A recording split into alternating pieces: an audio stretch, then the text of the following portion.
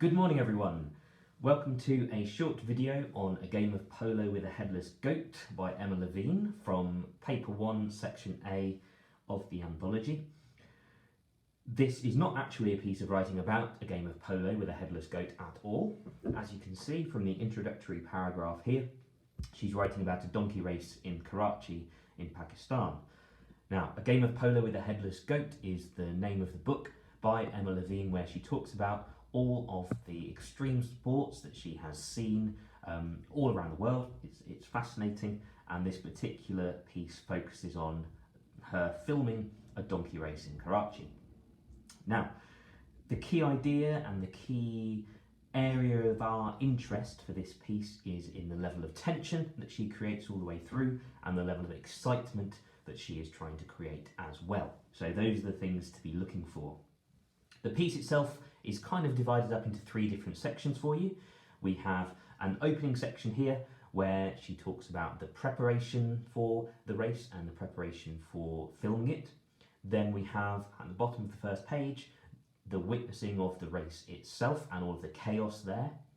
Then towards the end we have this little coda really where she talks about the donkey race kind of going a little bit wrong and exploring that as well.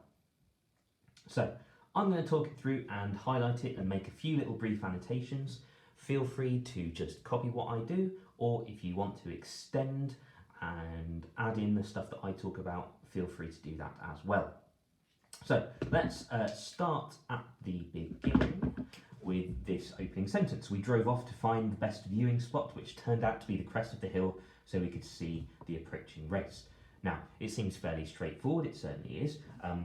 I think, though, that you could easily talk about the very opening of this piece.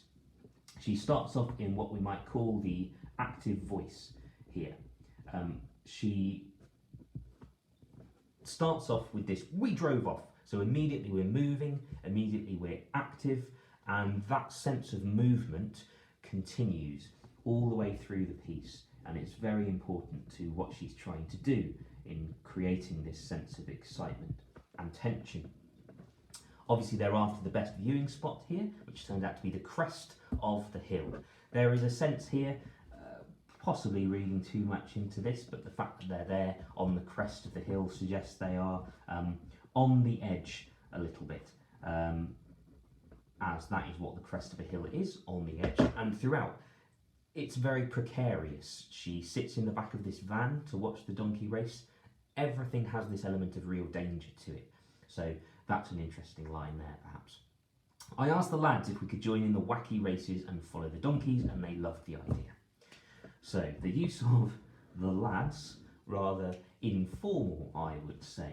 And we have these little bits of informal language throughout the piece, perhaps trying to give us this sense that she's one of them, almost, and that she is there to have a good time, just like these lads are. I asked the lads if we could join in the wacky races. Now, at this point, I should probably put in a link to a YouTube clip of some description of wacky races.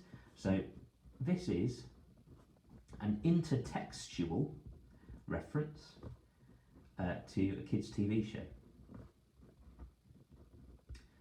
Feel free to Google it if you want to, wacky races. It was, well, it does exactly what it says on the tin, really. It was a kids' TV show about stupid contraptions going on these races. So that's what she's referring to here. And it does make what we're about to witness seem like this strange, bizarre, almost cartoonish event, really. And so that's an important little image that she gives you. So I asked the lads if we could join in the wacky races and follow the donkeys, and they loved the idea. We'll open the car boot, you climb inside and point your camera towards the race. So some very simple, direct speech here that we are being given. Open the car boot, you climb inside, point your camera towards the race. It all seems rather chaotic already, I would say. It doesn't seem like the safest place in the world to be, just kind of sat in the back of the car, but there we go, that's what she's doing here. As the donkeys overtake us, we'll join the cars. But will you try and get to the front? Oh yes, that's no problem. So suddenly these lads who she is with she paints them as these kind of experts. They are certainly very knowledgeable about what they're about to do. They seem to think it's going to be no problem to get to the front of all of the cars in their car with her hanging out of the boot. Again, we get the two lads in the next paragraph. The two lads who had never been interested in this Karachi sport were suddenly fired up with enthusiasm. Obviously, fired up with enthusiasm is a bit of a metaphor. I say a bit of a metaphor, it is a metaphor. So we see them being metaphorically fired up, and here's where the sense of excitement really starts to be communicated. We waited for eternity on the brow of the hill, me perched in the boot with a zoom lens pointing out.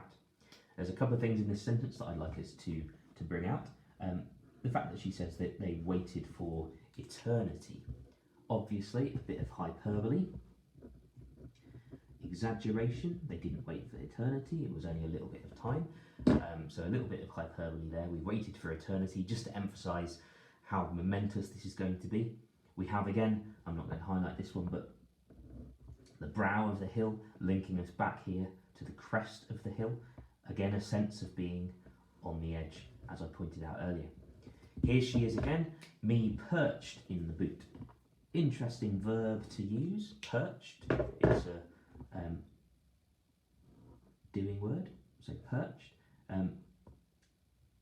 That is showing just how precarious her situation is. Perched in the boot certainly doesn't sound safe to me. It sounds like she's going to fall out. Nearly 1 hour later, so it wasn't eternity, was it? I was beginning to feel rather silly when the only action was a villager on a wobbly bicycle who nearly fell off as he cycled past and gazed around at us. So, the old villager on the wobbly bicycle brings in this element of humour. It's supposed to be a comic image, kind of to make you laugh, I suppose, and that links us nicely back to the idea of wacky races and the fact that what we're about to see is essentially just a cartoon version of something absolutely ridiculous.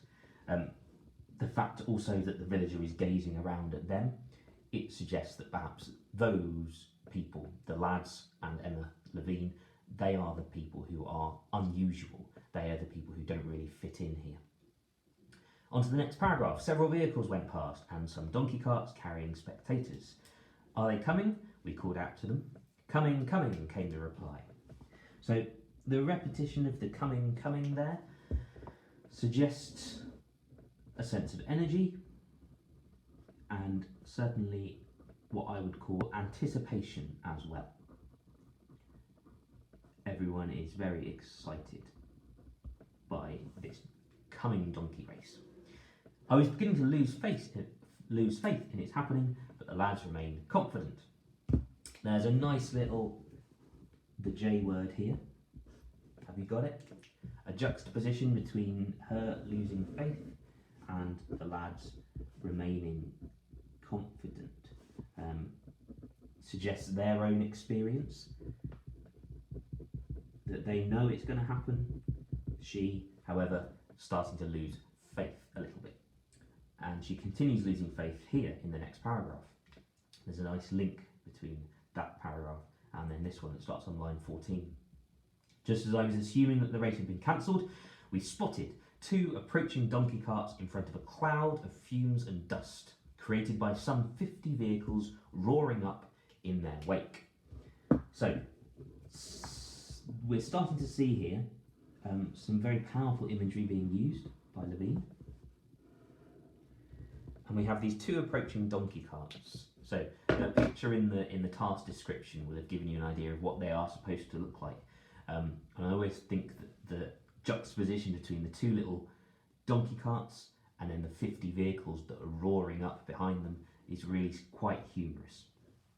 So I think there is a bit of a sense of humour created here, but then also we have these kind of metaphorical descriptions, the roaring up of the 50 vehicles. You might say roaring, even personification. The vehicles are roaring like some kind of animal. And the cloud of fumes and dust, a very clear, strong image of this quite shocking scene.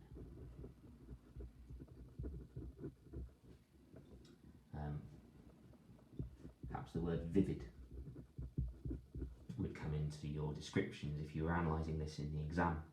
As they drew nearer, Yakub revved up the engine and began to inch the car out of the lay-by. Again, we have here some verbs that are supposed to create tension for us: revving up the car, inching the car out of the lay-by, a sense of, again, that word that I used earlier, the anticipation, the tension of it all. And let's take it all the way back to the beginning, about how on the edge this piece is. The two donkeys were almost dwarfed by their entourage. And if you're not sure what that word means, it does tell you at the bottom there. But there was no denying their speed. The Kibler donkey is said to achieve speeds of up to 40 kilometres per hour, and this looked close. The two were neck and neck, their jockeys perched on top of the tiny carts, using their whips energetically, although not cruelly. So, some stuff here again about tension. So the two donkey carts are neck and neck, a cliche, if you like, about racing, neck and neck, but it does help to create some real tension there. We get, again, the repetition of the word perched. Remember, Emma Levine is perched in the boot of the car. The jockeys are perched on top of their tiny carts. So, again, almost an image of comic ridiculousness, perched on top of their tiny carts with these donkeys in front. And I always think the fact that there's no denying the donkey's speed. I mean, I never associate a donkey with speed, so she's using these unexpected little details to increase the humour of it all. The fact that the donkeys are dwarfed by their entourage, so we have these 50 vehicles behind, that's the entourage, and so the donkeys become almost, as you might say, comically dwarfed by it all. That says comically. The noise of the approaching vehicles grew. Horns tooting, bells ringing, and the special rattles used just for this purpose, like maracas, a metal container filled with dried beans.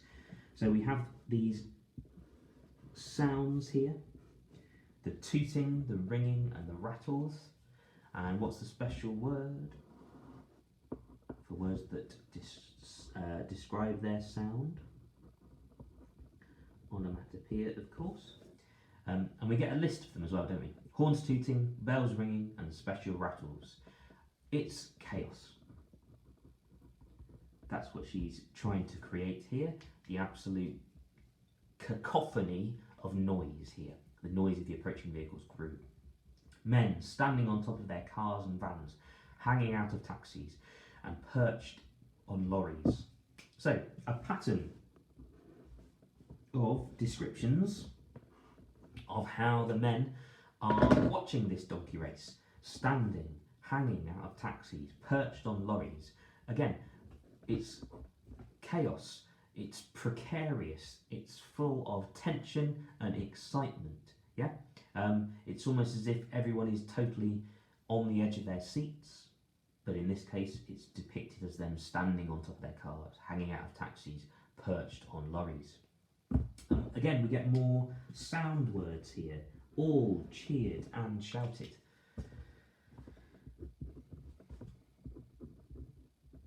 So we have these chaotic sounds, a cacophony, which is the fancy word for just a chaotic amount of sound. And then we get some more personification. The vehicles jostled to get to the front of the convoy. So the vehicles are personified again. They're roaring here in the previous paragraph on line 15, and here they are on line 24, jostling, as if they are part of the race in a strange way. Yakub chose exactly the right moment to edge out of the road and swerve in front of the nearest car. Again, as I picked out here, revved an inch, we have edge out, swerve in front. More powerful verbs attempting to create this growing image of chaos.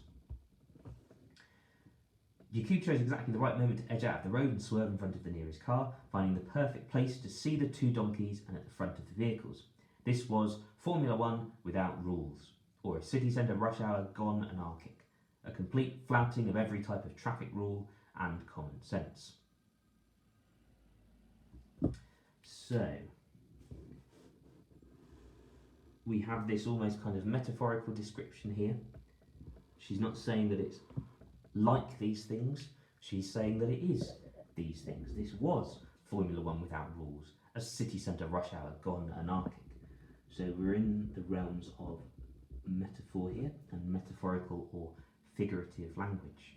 And the sense of chaos is highlighted even further here, a flouting of every type of traffic rule and common sense. Our young driver relished this unusual test of driving skills. I mean, if we haven't worked out that it's unusual yet, she's telling us here. He obviously seems very excited. To relish something means to really be excited for it. So there is a real sense of excitement. I think this is from Yakub, one of the drivers, one of the lads that she talks about at the beginning. It was survival of the fittest. Hopefully we all know what survival of the fittest is. Charles Darwin, yes, evolution. And we have this cliche metaphor, that's what we might call it, that only the fittest, only the strongest will survive. It was survival of the fittest, depended upon the ability to cut in front of a vehicle with a sharp flick of the steering wheel. Again, cut in, sharp flick, these patterns of verbs, all to do with, as we spoke about at the beginning, the sense of movement, cutting in, a sharp flick. We could add in the quick reflexes there to spot a gap. All links nicely together. Quick reflexes to spot a gap in the traffic for a couple of seconds. Nerves of steel and an effective horn. Again, nerves of steel. We are in the land of metaphor. And that links us nicely back to this idea of the survival of the fittest. Only those people who've got nerves of steel, nerves that are not going to shatter in the moment, they are the people who are going to survive. There were two races. The motorised spectators at the back, in front the two donkeys, still running close and amazingly not put off by the uproar just behind them. And if you're writing about perhaps the sounds that she creates in this piece, in the exam, you might link that word uproar or perhaps embed it into your argument when you're trying to describe the sounds of the horns tooting, the bells ringing, the cheering and the shouting. Yes, the uproar that she tries to create. Ahead of the donkeys, oncoming traffic, for it was a main road, had to dive into the ditch and wait there until we had passed. I love this use of the subordinate clause here, which she delays all the way till line 36. Sorry, it's going to be quite a long line there.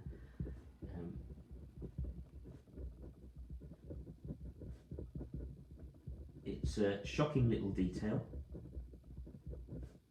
and I would argue also humorous. For it was a main road.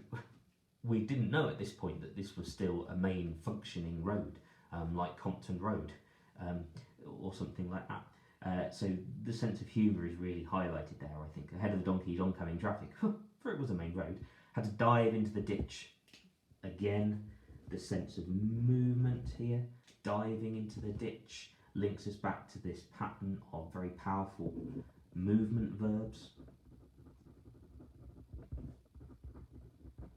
We might want to call them, or start calling them, if you're prepping for A-level English language. This is the technical term. These are dynamic verbs, verbs to do with movement, in contrast to stative verbs like being something.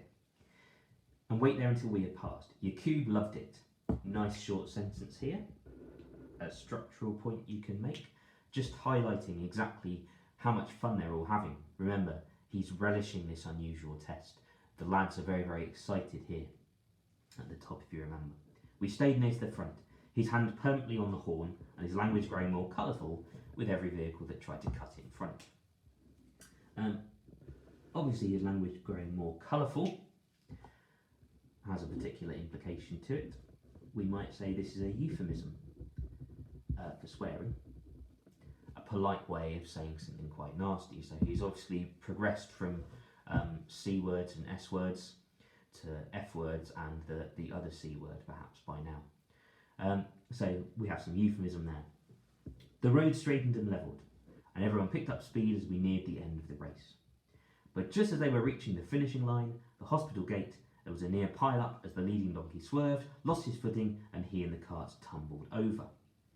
So here, I would suggest you need to pick out this complex sentence. A structural device that Levine is using to increase the level of tension and chaos. Just think about all of the images that she's containing within that one sentence. Just as they were reaching the finishing line, the hospital gate, there was a near pile-up as the leading donkey swerved, lost his footing, and he and the cart tumbled over. And then she highlights that really nicely with that short sentence there. The race was over.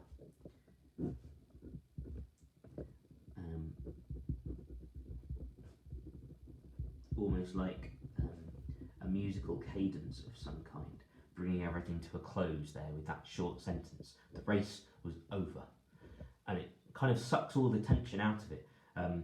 But of course, she is about to move on and explore something slightly different there. So let's look at that. And then the trouble began. So here she is, telling you that the race is over, and then immediately what we might call subverting your expectations.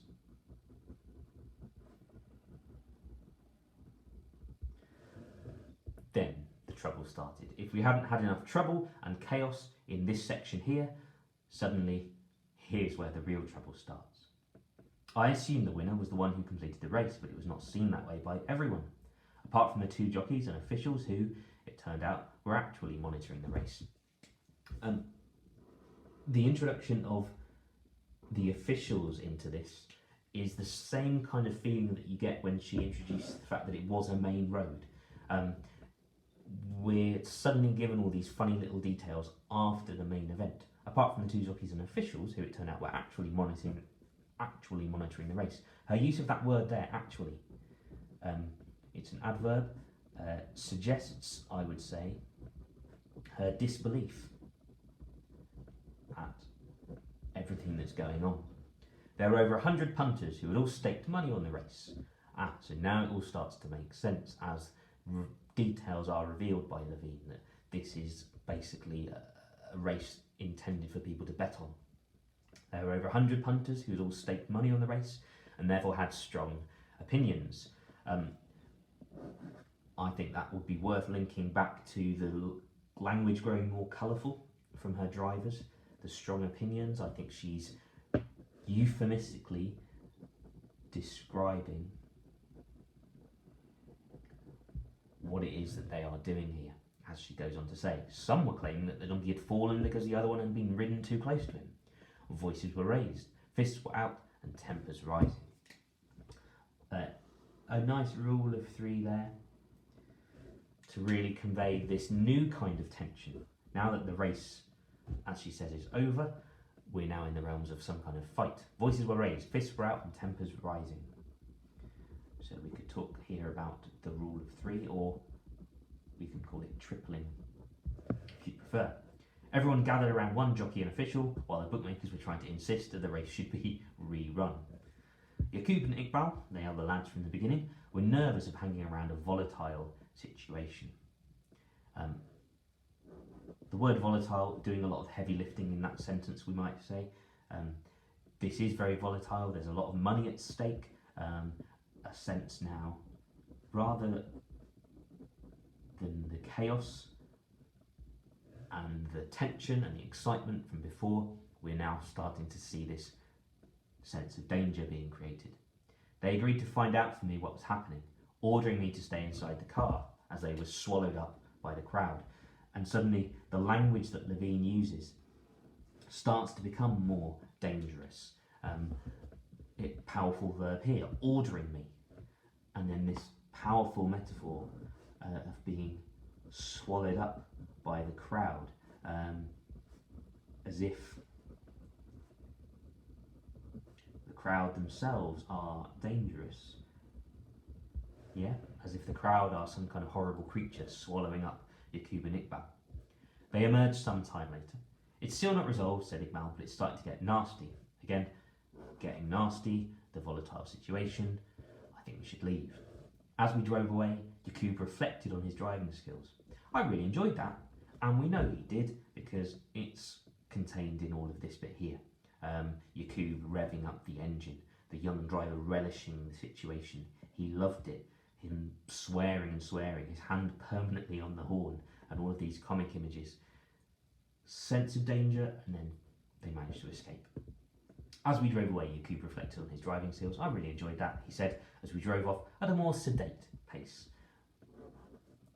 Really nice contrast being created here from all of the chaos, the revving of the engine, the 50 vehicles roaring in this first section, and here we have the nice sedate pace.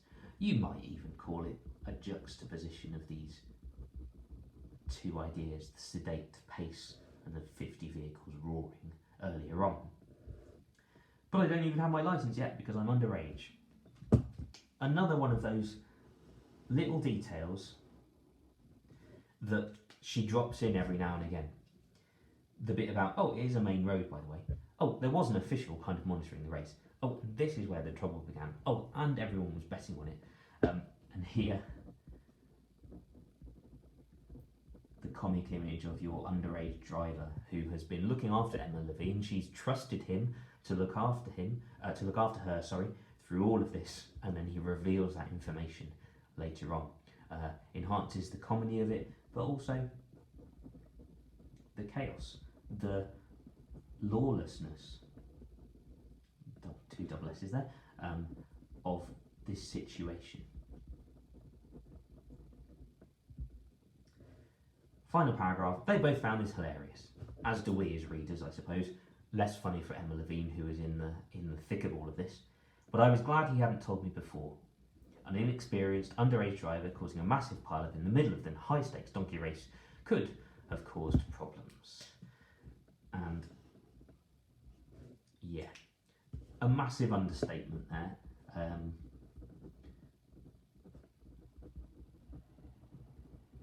Because it would have caused huge problems, I imagine, but also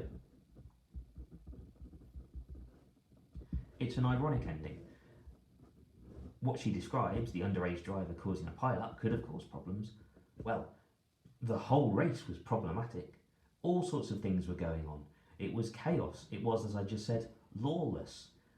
And for her to say, oh, the underage driver might have caused some problems, is decidedly and totally ironic, because there were problems already.